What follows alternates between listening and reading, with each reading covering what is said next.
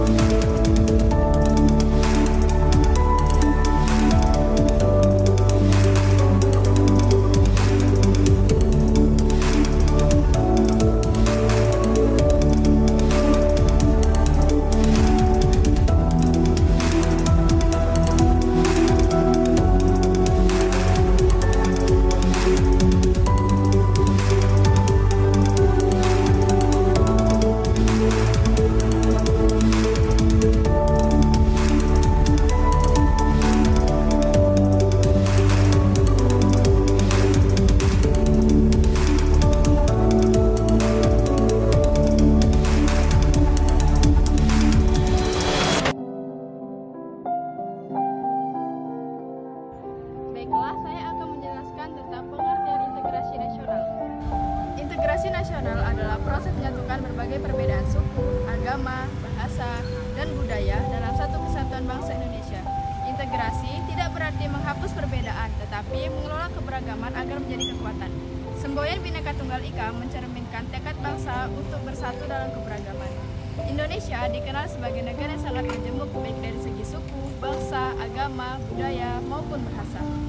Keanekaragaman ini memang menjadi kekayaan nasional, tetapi juga dapat menimbulkan perpecahan bila tidak dikelola dengan baik. Oleh karena itu, dibutuhkan integrasi nasional, yaitu upaya untuk menyatukan seluruh unsur masyarakat agar hidup berdampingan secara damai dan saling menghargai. Tanpa adanya integrasi bangsa Indonesia bisa terpecah karena perbedaan kepentingan politik, sosial, ekonomi, atau ideologi. Dengan integrasi nasional yang kuat, seluruh warga Indonesia dapat bekerjasama mewujudkan tujuan bersama, yaitu masyarakat yang adil, makmur, dan bersatu dalam NKRI. Dasar Hukum Integrasi Nasional. 1. Undang-Undang 1945 menjadi landasan utama kehidupan berbangsa dan bernegara yang menegaskan cita-cita persatuan serta tujuan nasional bangsa Indonesia. Kedua yaitu Pancasila sebagai dasar negara dan pandangan hidup bangsa, terutama sila ketiga yaitu Persatuan Indonesia yang menjadi pedoman dalam menjaga keutuhan bangsa. Yang ketiga yaitu Bhinneka Tunggal Ika, semboyan nasional yang bermakna tetapi tetap satu juga, menggambarkan semangat persaudaraan di tengah keberagaman. Keempat yaitu NKRI atau Negara Kesatuan Republik Indonesia, bentuk negara yang menegaskan seluruh wilayah Indonesia merupakan satu kesatuan politik, ekonomi, dan sosial budaya. Kelima yaitu TAP MPR dan undang-undang terkait seperti TAP MPR nomor 5 MPR atau 2000 yang memperkuat semangat persatuan dan mencegah konsentrasi bangsa. Baiklah, di sini saya akan menjelaskan tentang tujuan integrasi nasional. 1. Mewujudkan persatuan dan kesatuan bangsa dengan menyatukan rakyat Indonesia meski berbeda suku, agama, ras, dan budaya. 2. Menjaga keutuhan NKRI dengan mendorong warga negara untuk mempertahankan keutuhan Indonesia. 3.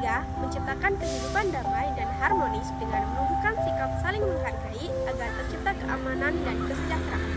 4. Memperkuat identitas nasional dengan menumbuhkan rasa bangga dan cinta tanah air sebagai jati diri bangsa.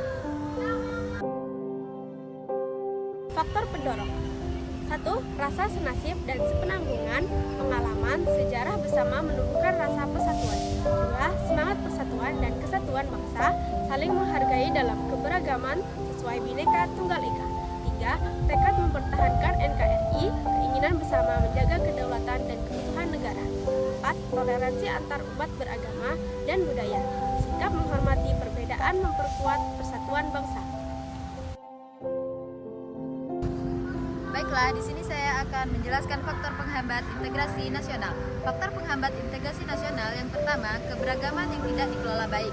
Perbedaan sara bisa menimbulkan konflik. Yang kedua, ketimpangan ekonomi dan pembangunan. Kesenjangan daerah menimbulkan kecemburuan sosial. Yang ketiga, kurangnya kesadaran nasional. Kepentingan pribadi atau daerah lebih diutamakan daripada kepentingan bangsa. Yang keempat, konflik sosial dan politik. Pertentangan antar kelompok dapat memecahkan persatuan. Yang kelima, kurangnya pemahaman Pancasila. Tidak mengamalkan nilai Pancasila melemahkan arah persatuan bangsa.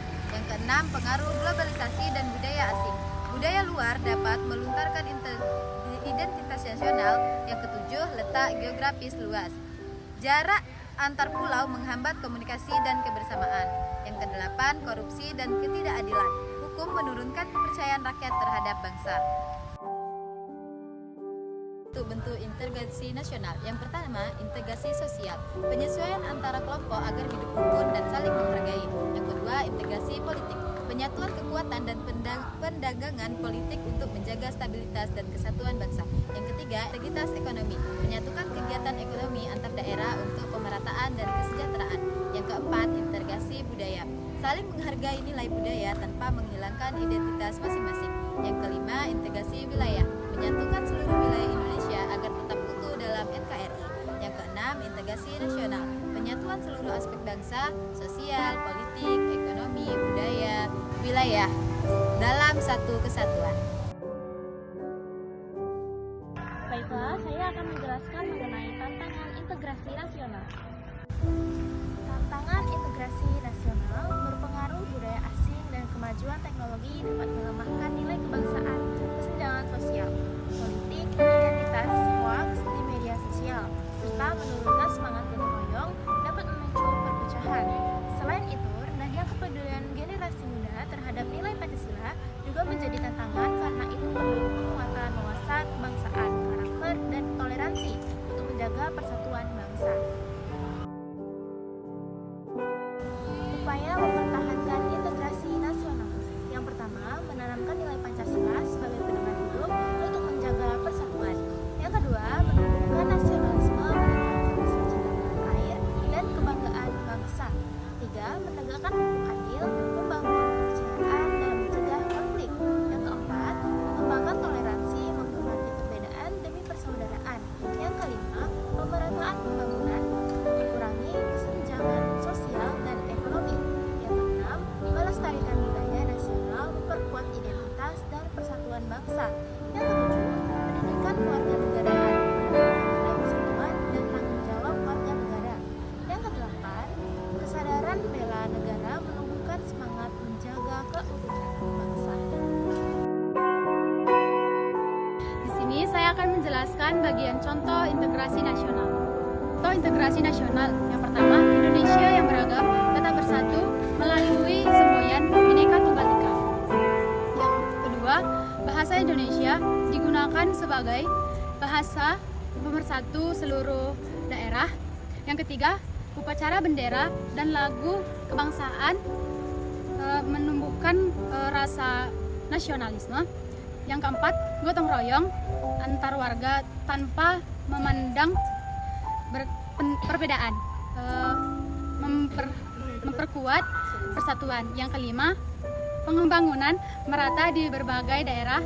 Itulah tadi penyampaian materi integrasi nasional dari kelompok 3. Sekian, terima kasih. Wassalamualaikum warahmatullahi wabarakatuh.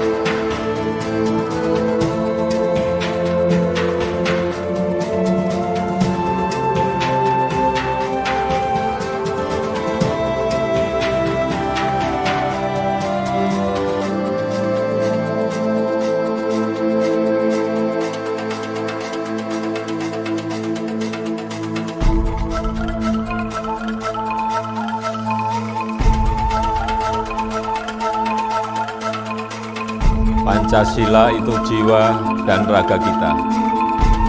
Ada di aliran darah dan detak jantung kita. Berkat keutuhan bangsa dan negara.